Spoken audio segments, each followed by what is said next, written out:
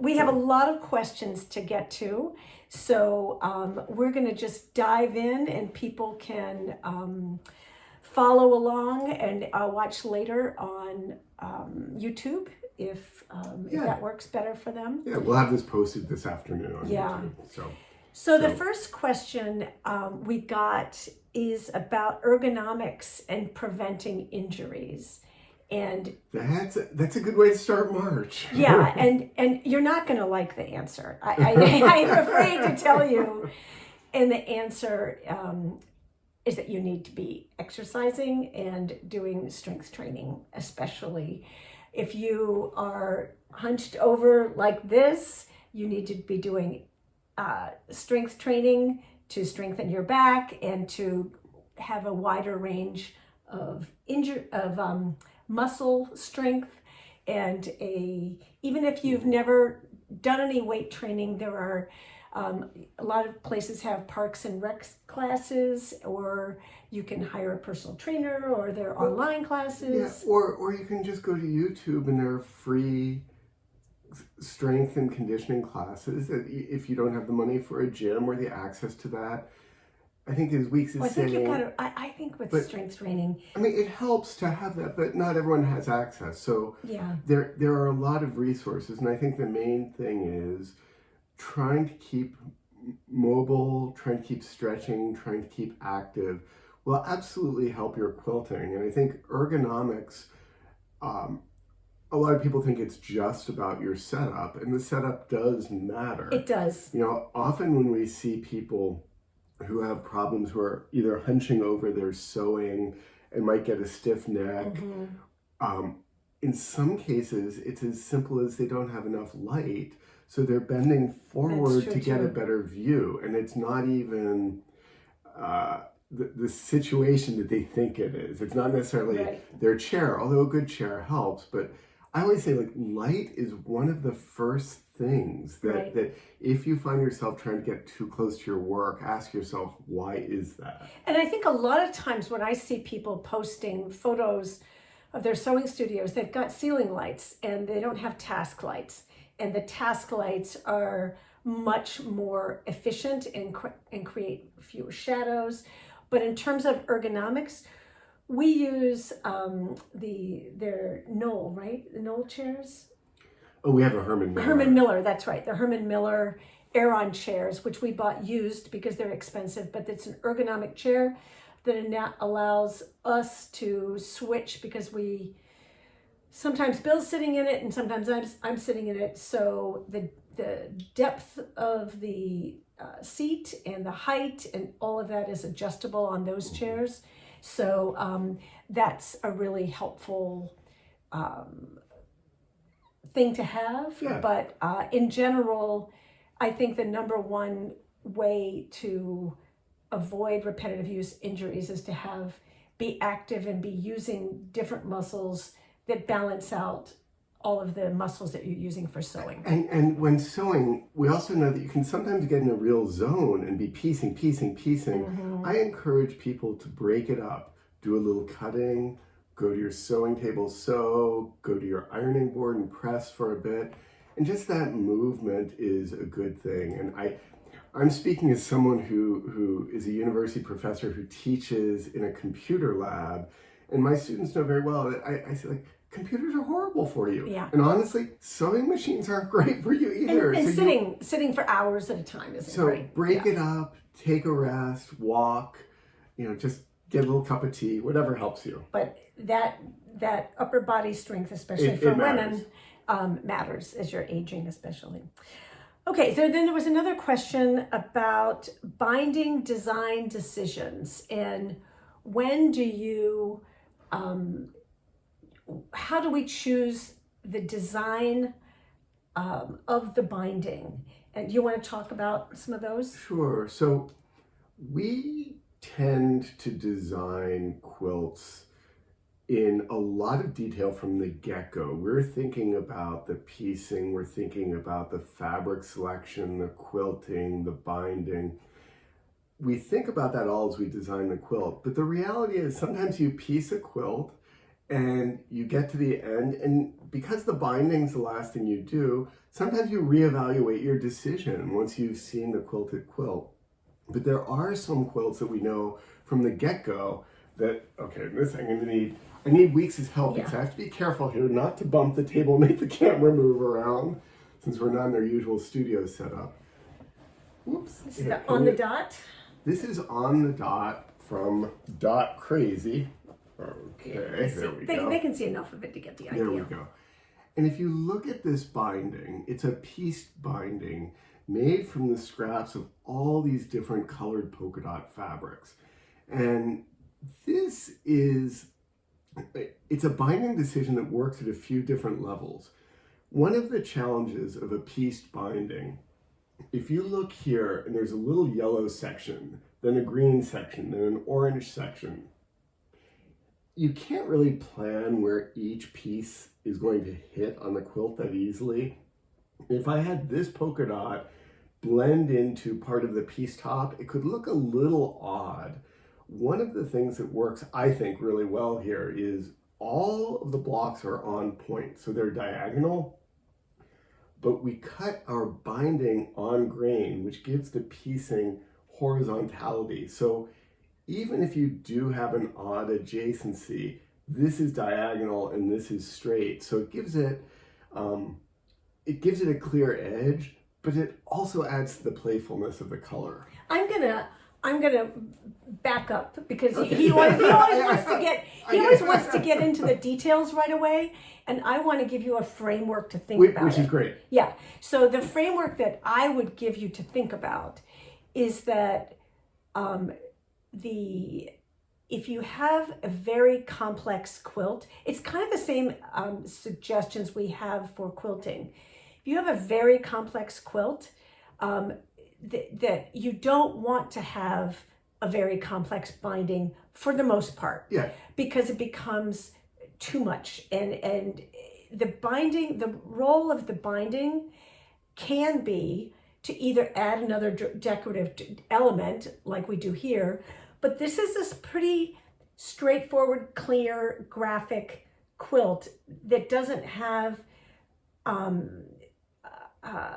there's like one clear design intention. there's one clear graphic design intention. Alternating bands. Right, period. so it can take that, whereas if you look at our Secret Agent quilt, for example, that had a lot going on, I would not put a super busy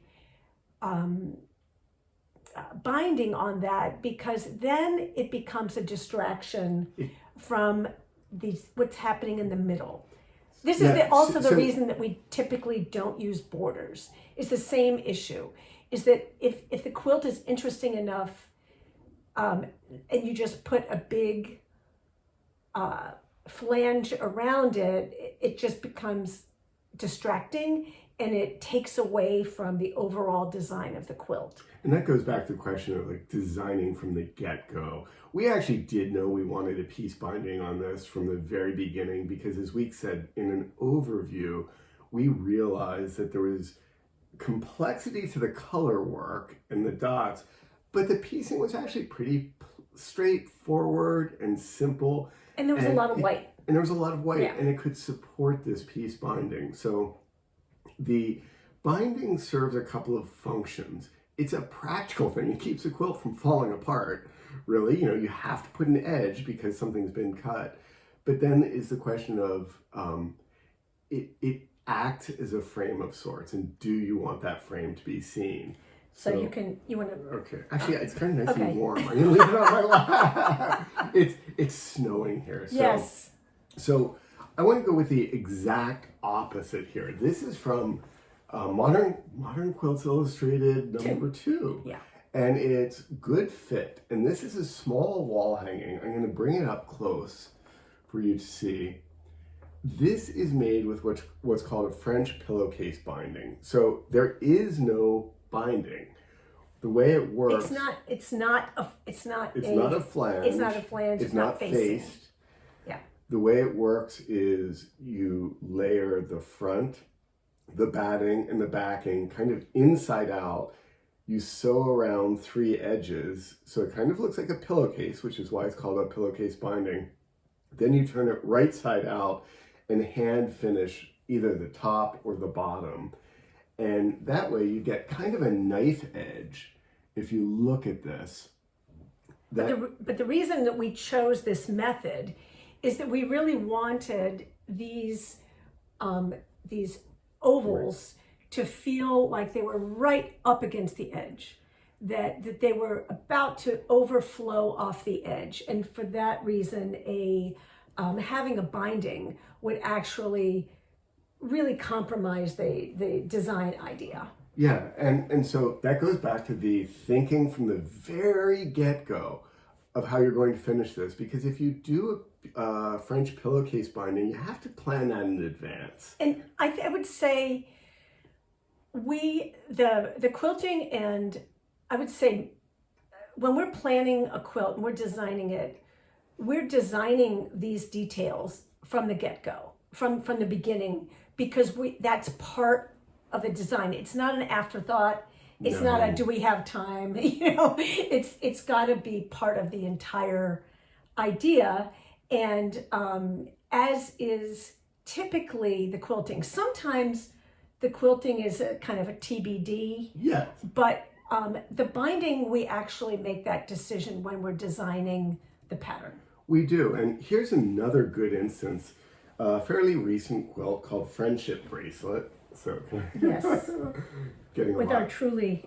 This line. is our Truly line, and if you go up close, you'll see that center kind of string of navy blue that goes through the cross pieces has high contrast with the background fabric, and we knew that little bit of blue would end up in a thin strip, and we wanted to accentuate that, and we chose the exact same fabric to use here as we used for the binding. But note the proportions, because we've seen people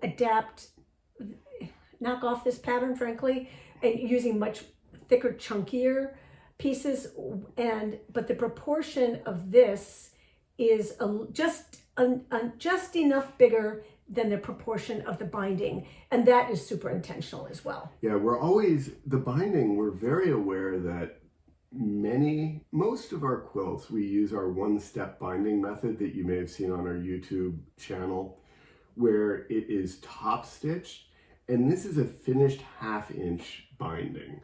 So it starts with a 2-inch strip that's folded and folded a second time. So we know how much of this is going to show. I'm going to hold it against my light blue shirt so you can see it better. And we're thinking about how much of this color is going to show. Every now and then we'll be at a quilt show and we'll see someone who has taken kind of almost a day glow binding and they'll say they wanted a pop of color. But what often happens is it's so different from everything else that it becomes the focal point and takes, their intention was to add to the quilt, but sometimes it can detract because it draws too much attention to itself. So there are a couple questions I want to answer. The thread color for the Dot Crazy quilt that's a great question. Is white. And so for those of you who are afraid of white thread,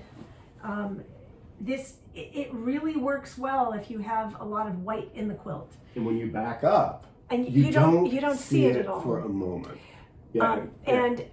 Pat is asking about the pillowcase technique. If you can, it's easiest for you to watch the Hello Baby Part 2 video where we demonstrate this exact technique because it's a visual. It's a visual, and so you want to see it on the YouTube channel. Hello Baby Part 2.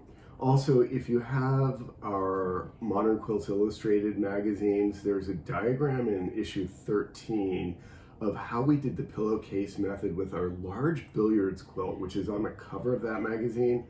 That's a step-by-step. It's a step-by-step. And I'll say the French pillowcase method is much easier the first time with a small quilt. Experiment with a baby quilt, a wall hanging. Exactly. Work up. It's definitely more challenging as the quilt gets larger. Okay, so let's move on to the question. There was a question about stitching patterns for domestic machines, and can you give us some ideas for stitching patterns for domestic machines? And let's see, can you just let's just look at okay. this first. Start with a little guy. So Close. to me, the physics of domestic machines are that you're dealing. There are all these factors. You go put down. backwards. Yeah. Oh, I also want to show the back so they can really see. Can you just wait, I'll please? wait for you. There are a bunch of factors that you need to think about. How big is the quilt, and how comfortable? How much room do you have in your throat? How comfortable are you with quilting? So it's not, as is always the case, it's not a one size fits all answer. However, there are two big strategies I think that you should keep in mind when you're thinking about quilting on a domestic machine. One is how big the quilt is and how much room you have on the throat, and whether you can move. What is your comfortable range of motion? And what do you have? Can you drop your feed dogs in order to do free motion quilting, or do you have the constraint of doing straight lines only, or using Yes. or using a walking foot with waves or something like that? So basically, stitches that don't require like stippling or like this kind of pebble stitching, that doesn't require the item being quilted to move a lot. It's a small gesture movements, a little bit at a time. Whereas, for example, if you see things like feathers that people do on a long arm, that's a lot of moving back and forth.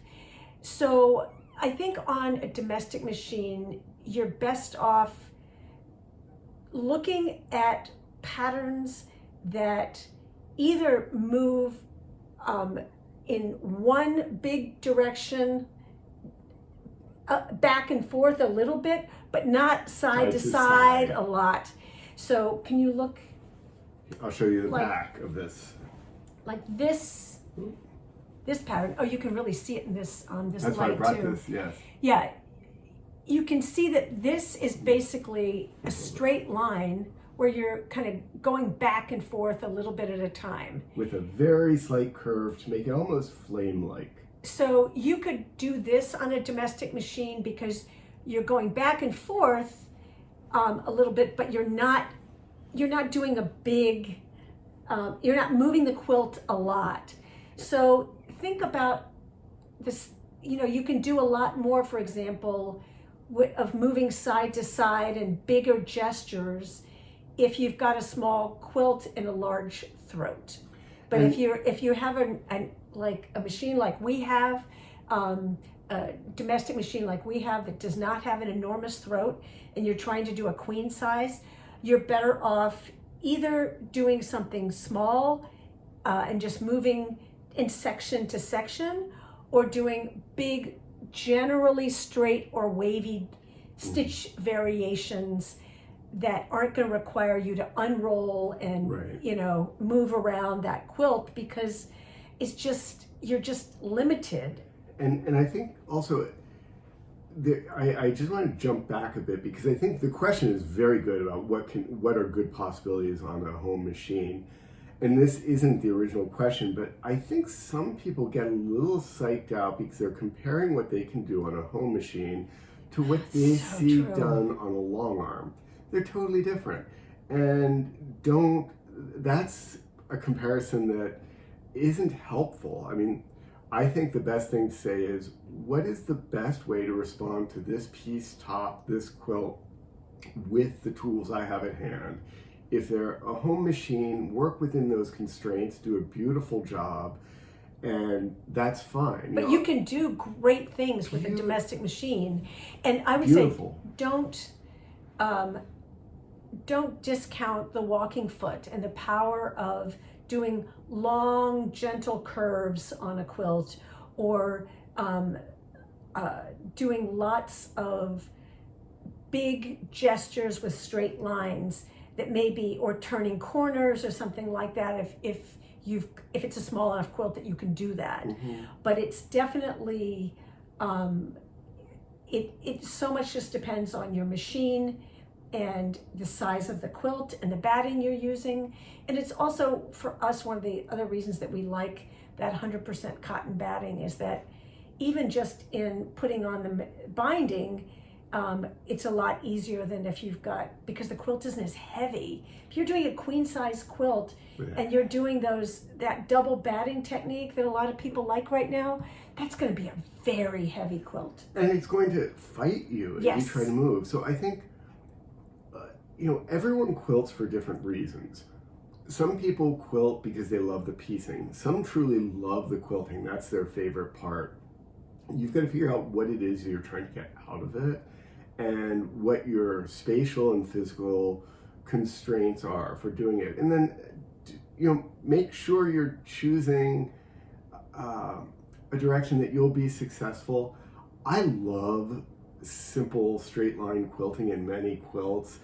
I'm not personally a fan of very, very dense quilting where a quilt feels stiff. Unless it's a wall hanging. Yeah, unless it's a wall hanging. Yeah, we just did that. And then that can be fantastic. But I'm a very tactile person. So, yeah, think carefully about all those constraints because there are options. Anne wants to know if it would be foolish to try to piece the binding to match the edge of the quilt. So, this then begets another question, which is, why would you do that as opposed to then just doing like a French pillowcase binding or something? I mean, there might be some reason you wanted to do it. I will say that we've tried to do that on a couple of quilts and have done it, but it's really hard if you're trying to like line up a seam on the quilt with a seam in the binding. What we've done in the past when we needed to do that is start the quilt there. Start the binding there. Yeah, start the binding there. If you've got to line up anything, start there and then work your way out in both directions. It just pretty much anything is possible, but it's I think it's always worth asking, what does this get me? Yeah, and what's the investment? If it does get you something, and it might, then it's not foolish. It's not. But you've got to really come up with a technique that's going to make it happen, because you can't just start it the way you would start a normal binding. You kind of have to start it and maybe not have one continuous binding, but maybe your binding has to end at the corner. Like each side has to be done separately with not one big connected piece, for example. I love this question, Anne, because it's the whole question of what is foolish. If your goal is to practice craftsmanship and nail every bit of that piece binding, that's not foolish, that's wonderful. But if you would hate doing that, then yes, it's foolish. Or if it doesn't add anything to the quilt. There might be a case I can see where there's a change in value of fabrics and it just kind of adds like a little shadow. I can see that. But that's what I'm saying, it's you got to ask the question first. And I think my immediate analogy in sewing is the breast pocket. So if you look at flannel shirts, there are two common approaches. There's the approach where the breast pocket, the plaid matches perfectly, and the other where the plaid is on the diagonal, whereas it is vertical and horizontal on this shirt. Makes me crazy. Okay, I will not buy a shirt. Oh, to me, they're both good solutions. So distracting. Also, as a woman, it's like, look at my breast pockets. But it's like, I look at shirts that I've sewn where I agonize over getting the pockets with a print so perfectly lined up that from 4 feet away, 3 feet away, you can't even tell there's a pocket. Where the other option is to just have it so intentionally not matched that it says, hey, it's a pocket. Yeah. And that, I think the risk with a pieced binding trying to match it is if it doesn't match, it's going to look like a miss, a near miss or a total miss. So again, I think that's why most of the time we would opt for a French pillowcase binding. But if there's a design reason, it's always like, go for it, go sure. for it. And I'm thinking we did a commission that was a diptych that had giant arcs. Yeah. And due to the design, this was for the University of Chicago, right? This was Horizon. Oh. We've done 3 different versions of this yeah. for private clients. Yeah. And we wanted a binding because it needed an edge for where it was being installed. But we had to match a curve coming out of the piece top. And honestly, it was really scary. I mean, but we started there. We nailed it. But we started sewing at the points that had to match. At the points that had to match, and we just took our time. Super satisfying to do. Yeah. But nerve-wracking the first time. Yeah. Okay. You know, I haven't told Bill I'm going to say this, Okay. but I feel the need to say this. I'm seeing a lot of people log on from Canada, and I just want to say to you, Canadian friends, we love you all. Ignore the circus. Please. You know, please. We'll leave it at that. Okay, we'll leave it at that, yes. There was a question about squaring fabric and sewing on the grain, which we each have opinions about, and you can hear both of our opinions, and then you can decide what works for you. Real first. No, I want to hear you. You just want the last word. Okay, so I think that if there's grain and then there's bias, which is, at 45 degrees, and there's a lot of wiggle room between the two. I personally do not, there are people I've seen in classes who are, have various methods and refuse to sew anything until the exact thread lines up with their cuts. I think that that's wasting a lot of time and fabric, and that fabric is not paper, and fabric gets warped in the double enrolling process and warped in the printing process, and that it's one thing if you're talking about it being 20% off grain or 15% off grain, 3% off grain, 1% off grain. I don't care. That's not going to affect the quilt. The thing that I always just want to tell people is it's the stitching that will stabilize the quilting, that stabilizes your quilt to the back. Yeah. That is what's, it's not a garment. It's not a garment. It's not an A-line skirt that's going to hang oddly. It's being stabilized to something that is on grain in the back and stitched down, so it's not going to move. So even that's why I don't freak out when people say like, "Oh, triangles! I can't sew with triangles. You're off grain." It's going to be fine because you're quilting it so it's not going to move. Right. So I don't worry about things being perfectly on grain. Bill it gets a little bit more. Oh, I don't. Okay, are we on page? Oh no, we're on the same page. Okay. No, I think. But you sometimes insist on solids being cut. This is different. This is where we disagree. This is one place where we disagree. Solids, in the fabric industry, you have warps, which are the threads that go lengthwise on a loom, and weft that goes the other direction. The majority, not all, but the majority of quilting fabrics have a different density or thread count in the two directions. And because of that, if I take a solid blue and I cut a square, and then I cut a second square, and I rotate one of them 90 degrees, because the threads are different now, they catch the light differently. For some lines. Clearly, she doesn't care about this. No, but I'm not going to worry. I'm not going to worry here. Can you tell which direction this white was cut? No, you cannot. I do care when it's a wall hanging. So this is an example. We were just finishing a commission that had a solid pieced background. But we didn't know where it was going to hang. So I didn't know how. We knew where it was going to hang. No, we didn't know where the light source was going to be. We knew there was going to be. It's an there's office. Some light sources that you will see that 90-degree shift, and truly, most people won't notice the difference. But unfortunately, if you're like me, all you'll see is that one piece that's rotated and catches the light differently. Well, I will add. She basically said, "Tag, you're it. Cut the back." No, that's not what I said.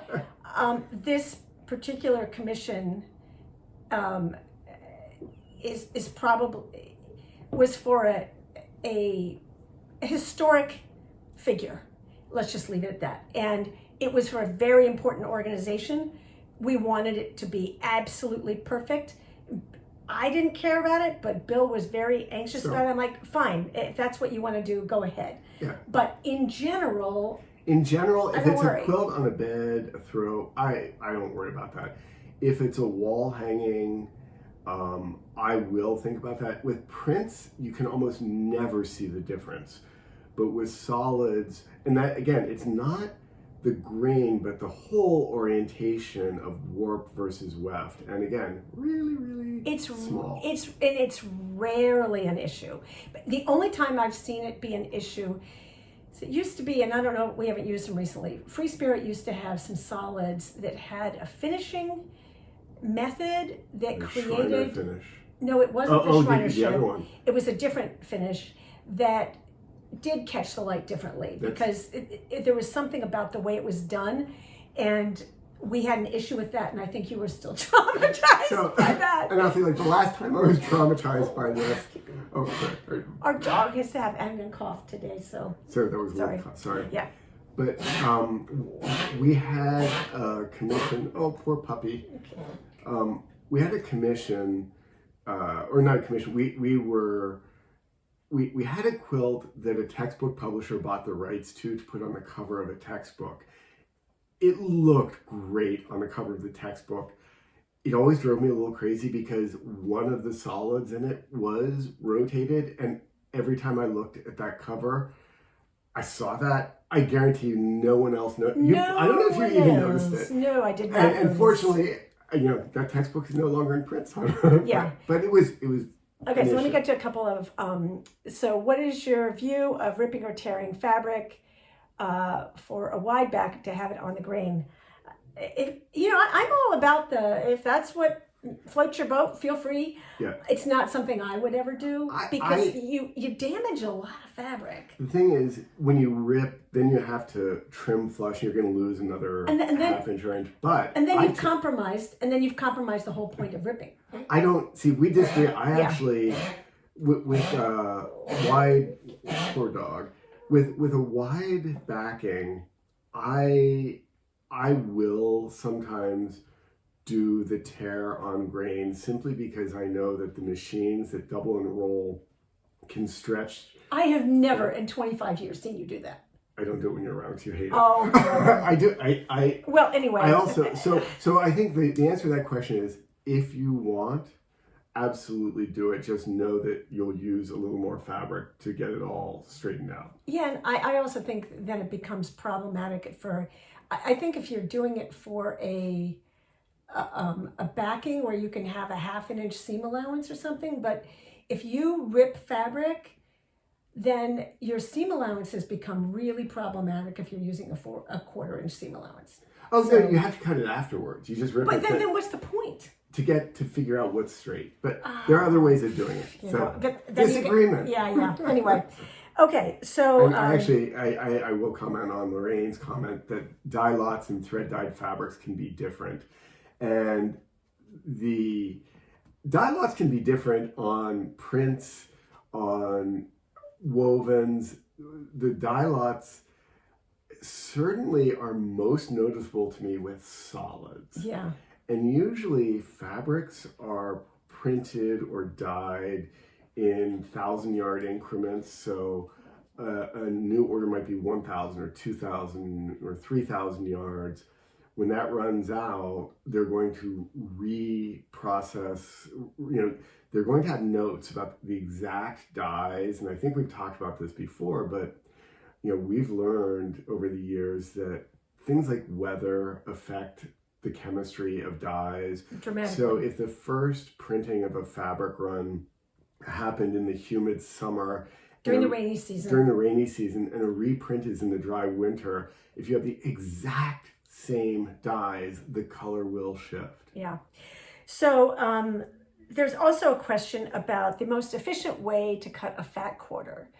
And I'll tell you how I do it. And you can see whether you disagree or not.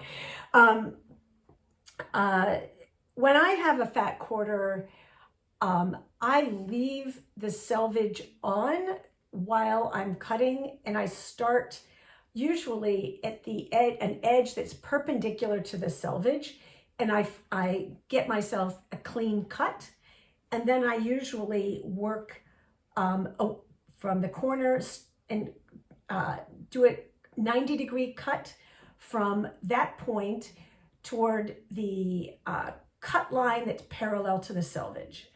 And then I start at that end and I work my way toward the selvage, and I make that decision based on the multiples, the size of the pieces I'm cutting, to figure out how many I can get. So if I've washed it and dried it and I'm cutting 9-inch pieces and I know I can't get 2 across because it shrunk and it's now 17.5 or something, then I'll go in the other direction. A lot of it just depends on, I'm looking at the pattern that I'm cutting, and I'm looking at what are the big size pieces I need and what is the most efficient way to get them based on the math. Yeah, that last bit would be it for me. Yeah. I just figure out the least waste with one other thing that comes into mind. How well pressed is the fat quarter? That to me is, you have to press the fat quarter. But if I need a 2-inch square and only one area is done, I don't want to go press it again. I'm just going to cut from that area. So I don't think about it as much as she does, but usually I try to be efficient. We also have really different. We're gonna get to the. Maybe I'll just save this for that comment for later. So to me, that also answers the most efficient cutting of a fat quarter question. Okay, there were questions about my piecing method, where I keep all of the pieces together as I sew, and I chain piece most of the quilt together. So, for example, I've got a part of our taffy quilt here. So this is, you can see, I'll give you this is my little worksheet. This is part of the quilt. And because we know that you like to see an illustration match the finished quilt, I'm laying it out exactly as it's illustrated on the pattern. And so with that in mind, what I'm doing is... This is fun for me to see because she's been making this. I haven't seen this. You haven't been working on it as much. What I do is, using my diagram, I start, let's put it there. I started up here, and you can see that there are little X's in the corner for the blocks that I've done.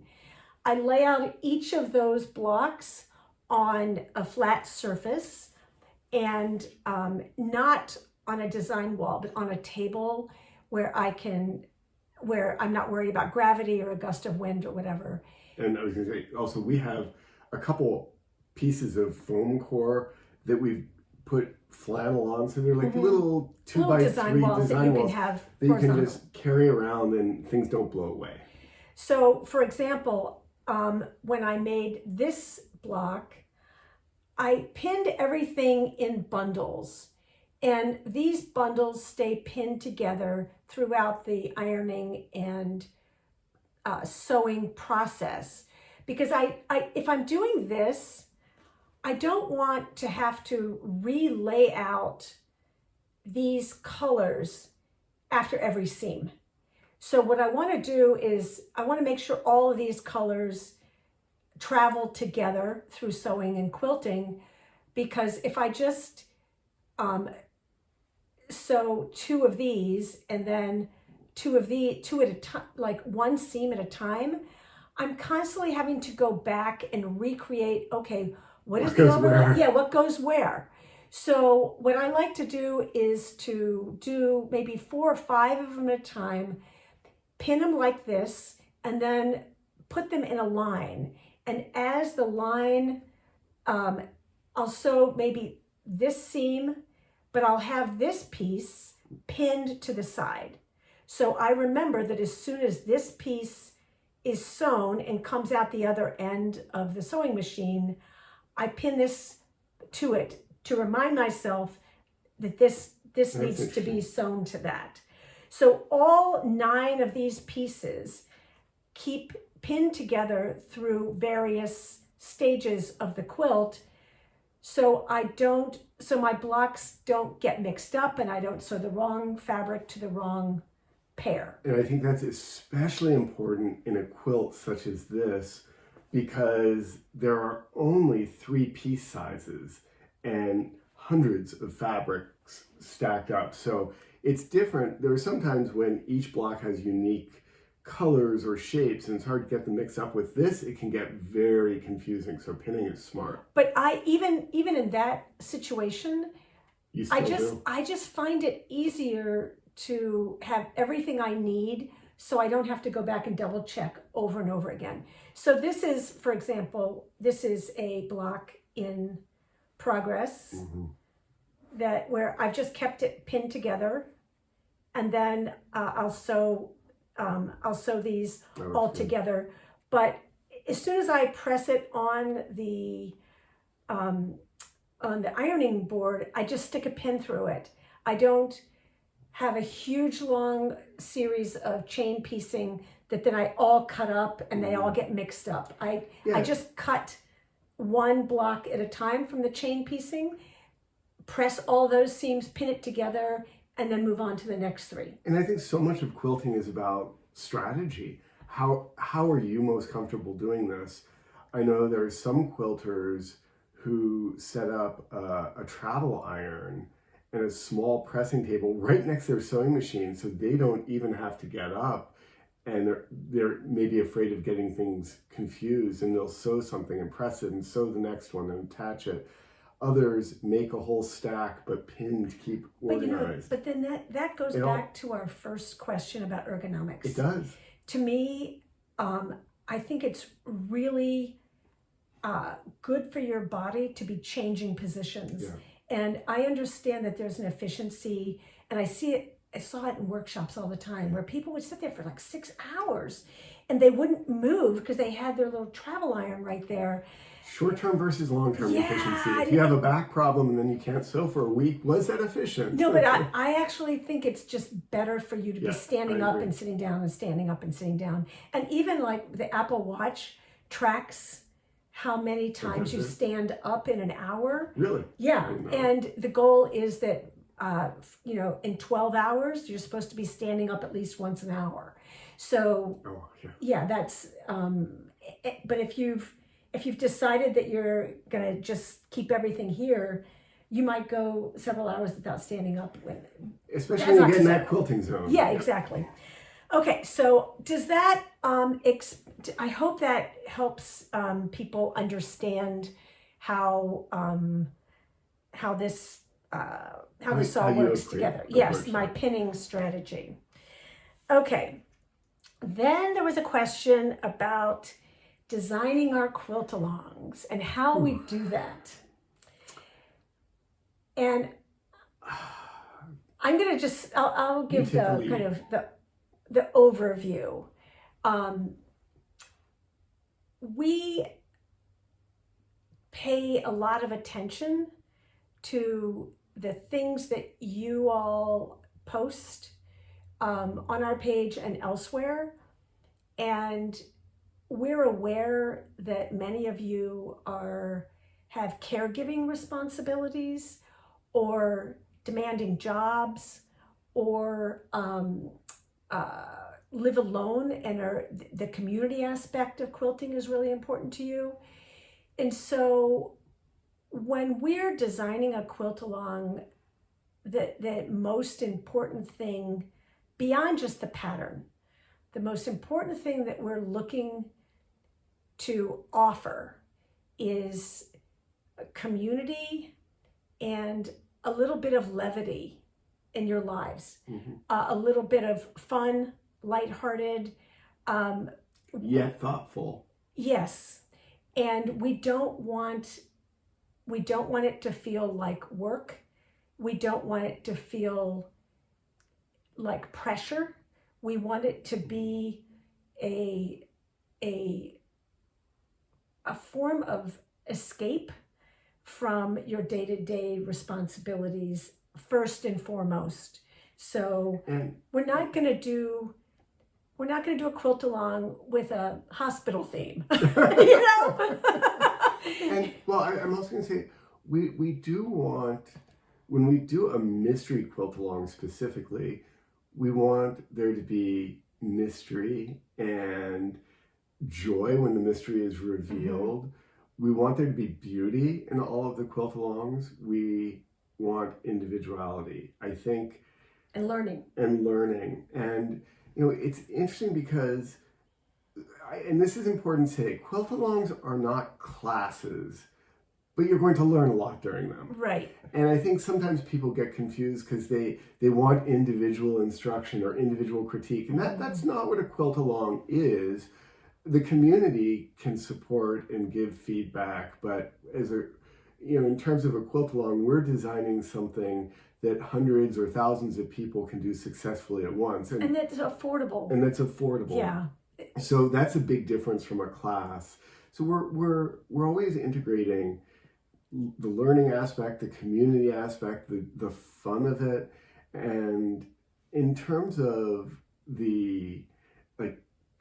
how do you come to a design? There's a lot of drawing and ideas back and forth. And sometimes we have designed entire quilt alongs that were ready to go that we've changed and started from scratch because we've come up with other ideas. Or we had an issue, like we had a fabric that doesn't arrive on time. Yeah, the fabric didn't arrive on time. Yeah. Or we come up with another idea that we're super excited about. So one of our challenges as designers is time, and we all have the issue of time, but we kind of, writer's block isn't generally a big issue for us. It's more finding the time to do all the ideas we have.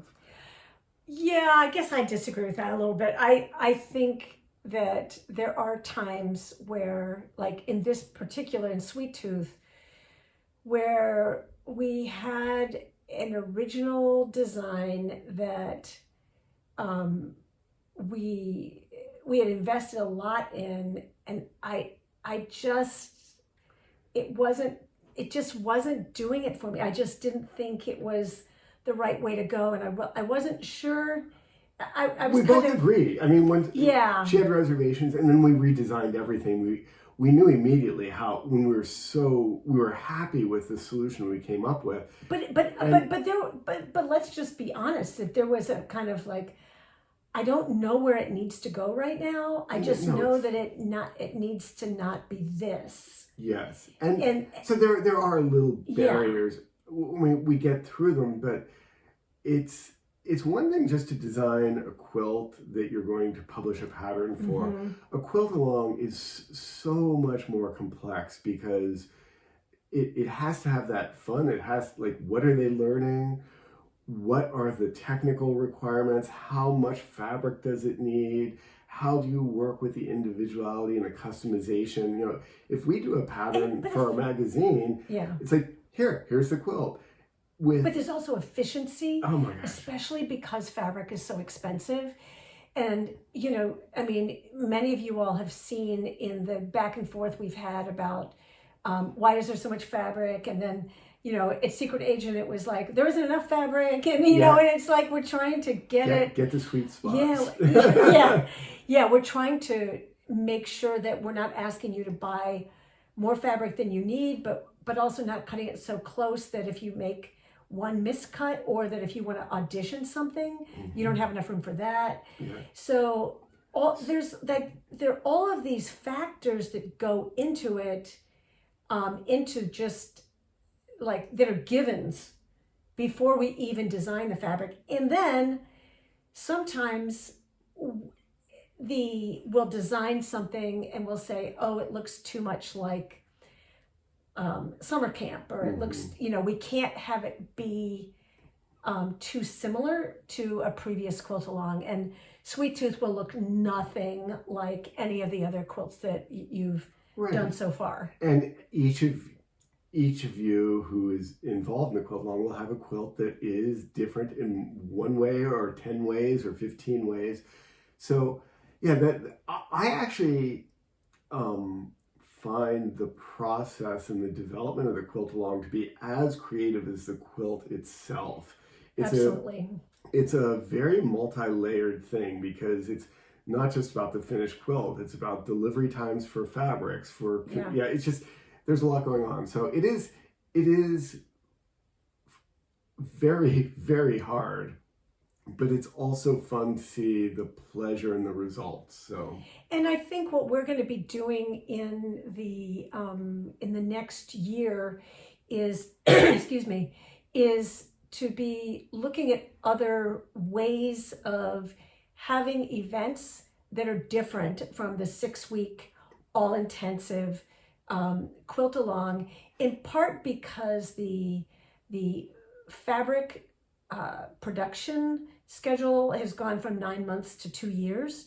So it's just a much different, like, we just turned in a line that, will be coming out in spring of 2026. And then, it's just a longer process. So we're going to be looking at maybe some shorter events, and maybe some events that aren't mysteries. And we're going to be looking at a variety of different online events that help you learn, have community, have a break from your responsibilities in life, and help you grow as a quilter.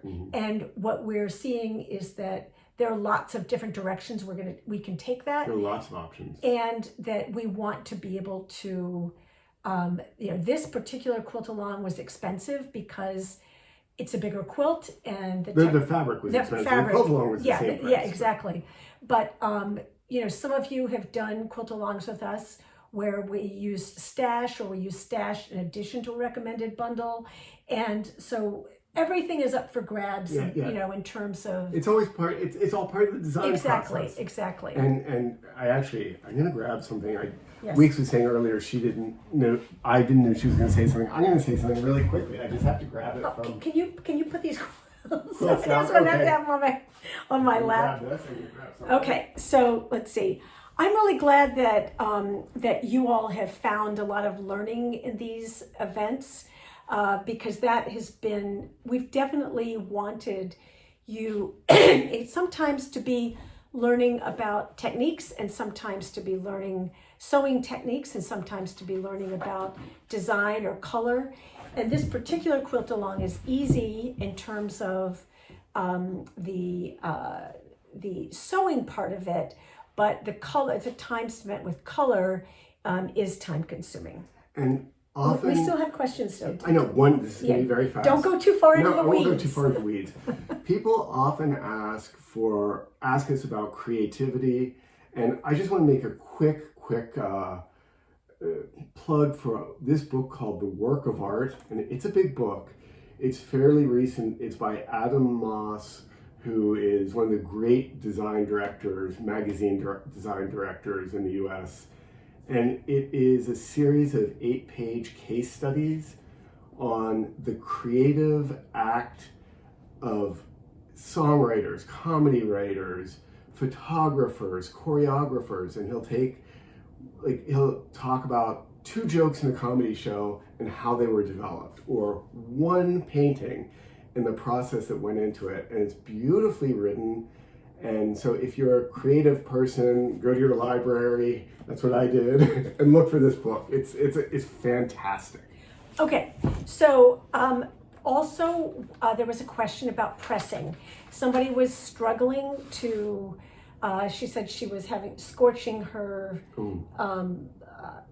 ironing board cover and her wool mat, and we also disagree to some extent about pressing. Or I should say we have different methods. Yeah, we don't disagree. Actually, we do. Okay, well, we do. Yeah, You're not aware of it.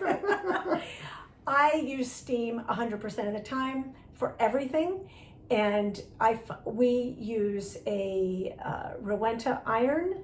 I know there are lots of Rowenta haters out there. Don't use it if it's not for you, but there are very specific instructions about how to use the Rowenta, like don't pour in the water if the steam, or don't have the steam function on if the iron is cold.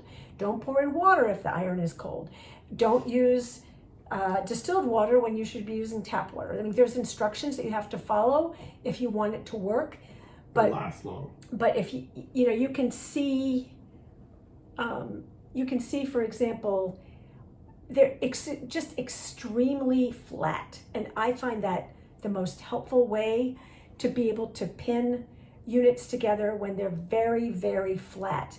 We don't use a wool mat, but we do have a real ironing board cover, not some fabric that we bought somewhere, and that, fabric. Homemade ironing board covers or ones made from quilting cotton are not durable. That's a true ironing board cover is heavier weight. It stands up to use. If you make your own, the heat will reflective.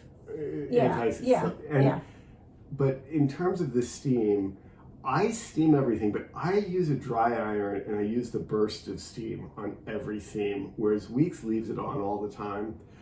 I do it for a different reason. One is I wear glasses. So if you wear glasses and the steam is always on, when you rotate the iron, it's always going to steam up your glasses. Also, sometimes I like to press open a little bit with my fingers, and I don't want to burn them with the steam. So I can go swoop in with no steam, move my fingers out of the way, burst of steam. So we both use steam. It's just yours is always on. Right. Mine is always off. Exactly. And I use the burst of steam. She doesn't wear glasses when she's pressing. I do. Yeah. That's one of the reasons. So the other thing too is that I've seen people, and again, we're not going to get into the whole press seam is open, press to the side, do whatever works for you. Mm-hmm. I will say, if you're going to press to the side, I've seen people be so aggressive with the iron and pushing the seam allowance to the side, and that will warp your blocks, especially the ones that are that are bias, triangles. It distorts. It really distorts it. So if you're going to press the side, go from the top down and be gentle, because when you have that combination of heat and potentially steam and then physical force and friction, the fabric doesn't stand a chance. No. So especially if it's, if there's any bias involved. Thinking of pressing from the top is generally a good idea. So there were, do you use the commercial ironing board covers that have the reflective cover? We do. And honestly, they're not all created equal. I'm a little nervous because my favorite kind is no longer sold, so I don't know what we'll get next time. We'll figure it out. There were some specific questions about from Sweet Tooth participants asking, should I trim my units now or wait? I think we've talked about this in previous quilt-alongs. We don't trim our units So, I mean, Wait, okay. don't. Yeah, all right. Basically, in the quilt along, there are dimensions of how big a unit should be when you're done. That's the size it should be. Don't, if you start trimming things, you don't know why, and this is a challenge with a mystery quilt. Yeah. If you're concerned about how things will go together, you might wait, and I would always say err on the side of caution and just wait till you're told what to do. But I know a lot of people have this, it really bothers them to see little jagged edges, you know, that are a 16th off or something. And if that makes you, if it makes you happy, feel free to do that. Yes. But if you don't need to do anything we don't instruct you to do. Yeah. So if your little pieces at the edge are off by a 16th of an inch, and just making one clean slice will make you happy, and the block is the unit's still the same size it's supposed to be, absolutely fine. But if you've sewn something that's just like way too big or something, that's a larger issue. So yeah. So tidying is okay. So there was also there have been so many questions about overlap colors and overlap value, and I suspect that there's somebody's using a color tool somewhere that's erroneous. But if you have purple and you have orange, they're across from each other on the color wheel, and that will equal brown. It will not equal dark red. It just or maybe it's dark enough red that it's brown. Maybe that's the misunderstanding. But there seems to be a lot of confusion about purple and orange equaling red, and there's also the risk sometimes that people take pictures that the color is off. Yeah. But I will say the majority of everything we're seeing in the Facebook group, people have really nice transparencies. Most people have gotten it. Every now and then there's one that's going to look really odd. So yeah, that's... We're trying to give you... We can't give you definitive opinions about every possible situation. However, I have two here that should be great examples. Useful. Yeah, I have them pinned together. But can you hold that other piece, please? Oh, there we go. So I think the other thing that may be at play here is that some people may be using color wheels that are intended for opaque paints, like oil paints. This is supposed to be transparent, how colors interact in a transparent way, which is different than how it would be if it were oil, or, you know, if you were putting something on top of an opaque paint, you're not going to see that overlap. This is about transparent, see-through. Yeah, colors. So if you look at this pink and this green, opposite sides of the color wheel, the intersection is brown.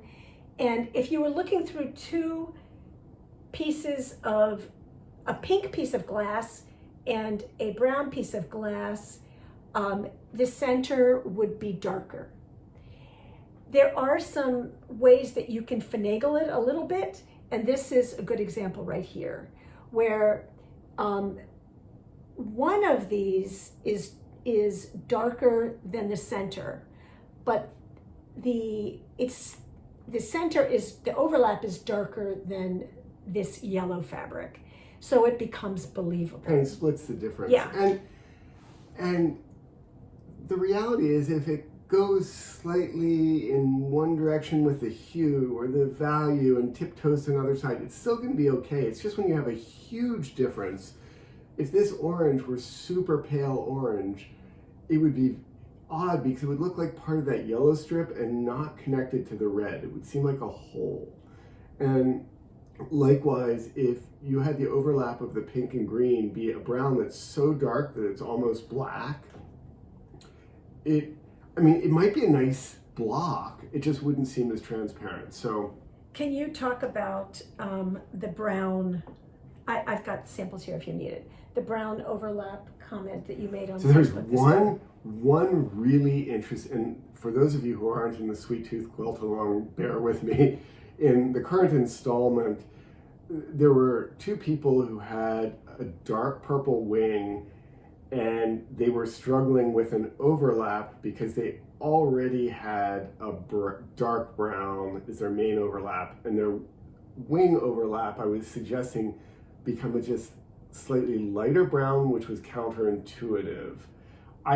I think this is so specific. And it's very hard. It was one was brown, one was tan, and one was purple, and the overlap was dark brown. No, but their overlap was dark brown already, so they didn't want dark brown in two spots. I got it. And okay. so this is very hard to talk about. It's more of a visual thing. So Yeah. it was addressed in a comment, but transparency, go for a believability is the general thing. And contrast, because I think one of the reasons that you want this to be generally darker is that you want to see the difference between this color and this color. There are some fabrics that where if you put they're just a little bit too close for believability. So if you're not sure whether something is working, audition. It's not 100% certain, but audition a darker value to see whether that becomes more believable. Mm-hmm. In this particular case, there's enough contrast between the two fabrics that this is dark enough. And the mind is really interesting. If we had used the lighter orange in place of the yellow, it would have worked with these exact same fabrics. Yeah. The mind would have believed that. So it's this isn't about precision optics. It's about a feeling. And go ahead. Yeah. I'm sorry. No. I thought you were done. Go ahead. No, I'm done. I think Susan has a really good point here. She says she layers her squares on top of each other and then held them up to a sunny window to see the overlap color. Interesting. Perfect idea. Fantastic, Susan. Thank you for sharing that, because that is a situation where you will see that they're going to be typically a little bit darker, but not necessarily. There may be exceptions like this orange with the pink that will be really helpful for you. And again, part of the quilt along is there are the bonus suite editions, and again, I know not everyone's doing the quilt along, but there are lots of opportunities to both play and follow directions, so that at the end of it, we hope you're a little more confident with the transparencies and understand how they work. This isn't about, is it perfect? It's like you're learning through the whole process. I always want to step back and remind people that, like, we wrote an entire book called Transparency Quilts. This We've is just made so many transparency quilts. So if this is your first time doing it, just enjoy the process and see how it's developing. It's also a little different because it's a mystery quilt, so you don't really know how everything is going to behave until you're done. And we designed the quilt in such a way that if some of your transparencies aren't quite as believable as others, it's still going to look, it's going to be a really beautiful quilt structurally. So there, we tried to build in wiggle room. And I'll also add a reminder that this is a quilt along. It's not a class, and we're not able to give individual feedback on every post. And there are people who email asking, send long emails asking for personalized attention, and we can't do that, I'm afraid. There's just too many people in the class, in the workshop, in the quilt along. Yeah, it's very different from a class of 25 when we've got, I haven't even seen whether we're up to like 600 yet. Yeah, hundreds and hundreds. But it's hundreds and hundreds of people, and so we have to be fair in how we dole out help. We generally try to scan the group multiple times a day, and if there are people who've really done great jobs or who are really stuck, we try to help them. But I'm afraid we can't give each person individual instruction. So if we see a commonality, we'll address that. Like Kathy in the chat is asking, is there enough fabric to change a total recipe from the start? The answer is probably yes, because you've only gotten a little bit into the quilt along.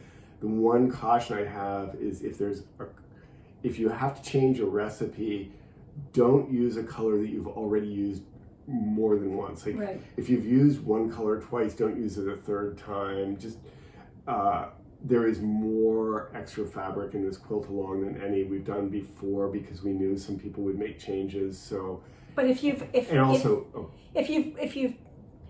one of those people who's needed one 3-inch strip, 3x3 inch square at the bottom, or 2 or whatever, and you did a 3x18 inch cut along the bottom, then you might not have enough. Yeah, I think you probably will, but the other thing is the sweet additions, which were additions, if you have to go back and recreate something, if you're using more of a specific fabric because you change your mind, just don't use that fabric. Just be strategic. Be strategic. Yeah.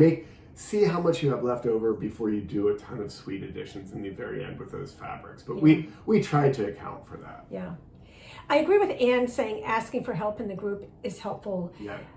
There are some times that the advice being given is sending people in a wrong direction. So that's sometimes, and it's well intended, but there's a lot of good advice in there, and we try to step in when we can see that there's some well-intentioned but advice that will be problematic down the road. And as she said, most of the time it's very good advice. But the one thing that, especially when it's just a simple question of a transparency of two fabrics combining to make a third, most of the help there is going to be okay. Sometimes though, there are questions that have to do with larger issues, and we're the only ones who know where the quilt along is going. Right. Yeah. So when someone makes a suggestion that affects the future that we have concerns about, we'll step in. And like, for example, somebody was saying in this current installment, I want to do both the Great Dane and the Pomeranian option, and I did that in summer camp, and it wasn't a problem. So can I do it again here? And the answer is always going to be, if you vary from the instructions, it may limit your options down the road. Yeah, because if that were an option, we would tell you it's an option. Yeah. And when we talked about the complexity of designing a quilt along, those of you involved probably already realize this, but many people started with the same bundle. Everyone chose different recipes. Now there are additional fabrics being incorporated. We can only do the math for so many possibilities. And if someone says, can I do option 1 and option 2, we don't know what your recipes are. We don't know how many times you've used different fabrics. We can't calculate all that.